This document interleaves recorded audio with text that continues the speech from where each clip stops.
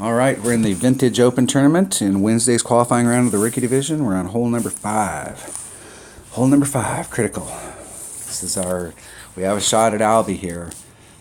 And I'm going down into the chute with a extra mile and a Kingmaker, or a Titan, excuse me. So let me look at my notes here. Extra mile, Titan, big dog.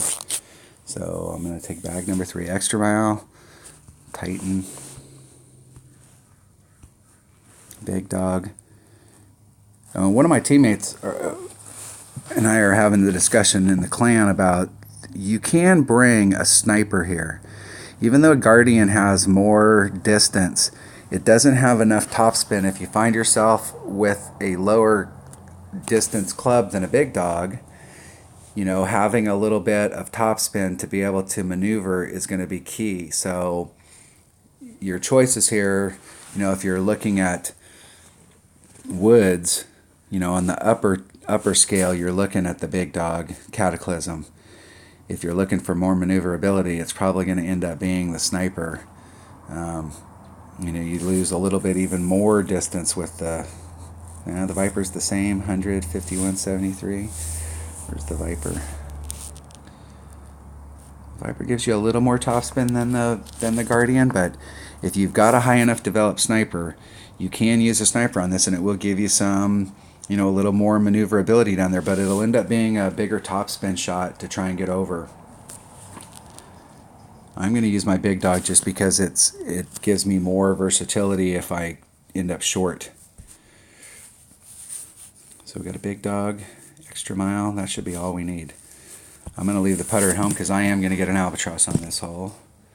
I got an albatross in my practice account in the qualifying round. So I can do that again. Yeah, it's really easy.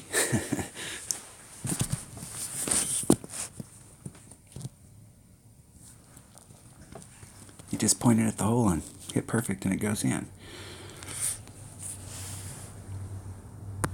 Alright. Come out here, I want to be out at least a couple rings. Do maximum, no more than 3. Just a titch shy. I'm going to do a 2.4 ring adjustment. It's 2.1 per ring, so we're just a little over a ring. And then I want to do a non-overpowered shot and just bring it back to the edge of the fairway. Getting it great on the outside.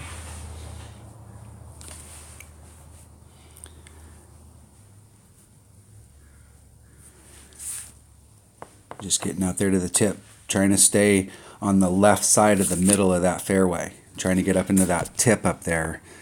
The farther up you can get, you don't need to press the issue and get all the way to the end. And I know with a level 8 extra mile, it only takes 3, not quite 3 topspin. If you use any more than that, you'll roll into that rough down there, and that's big trouble. It's better to be short up here, 20 yards away from that, than it is to be in that rough.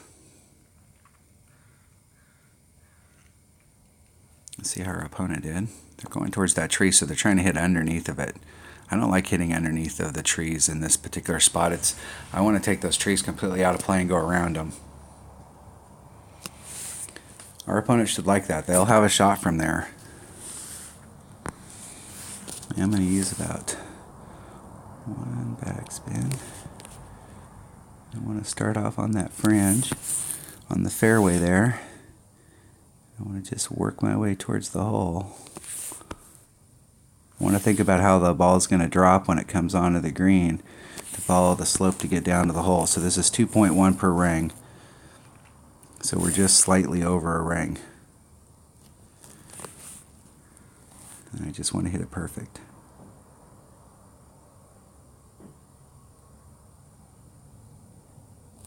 I hit it great to the right.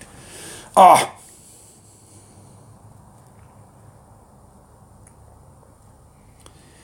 Hit it great to the right.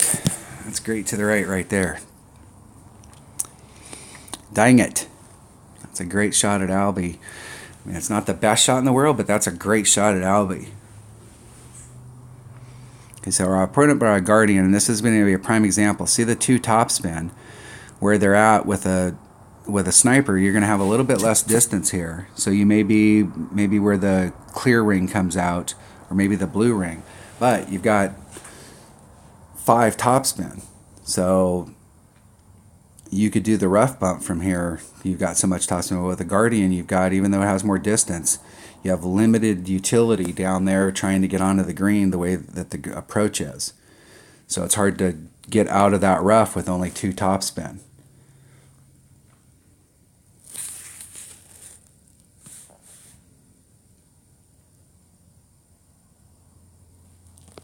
So I think you can go down there. I find when I first started playing, I played with a sniper and a hammerhead a lot. And when I first started playing the hammerhead, I got my hammerhead relatively quick, and it was, you know, when I had really low level clubs, and I used it for a while until my sniper finally got developed. I started using my sniper exclusively when I got to level 6. And so when I went up the ranks the very first time, I did it with a sniper. So I got really, really good with my sniper.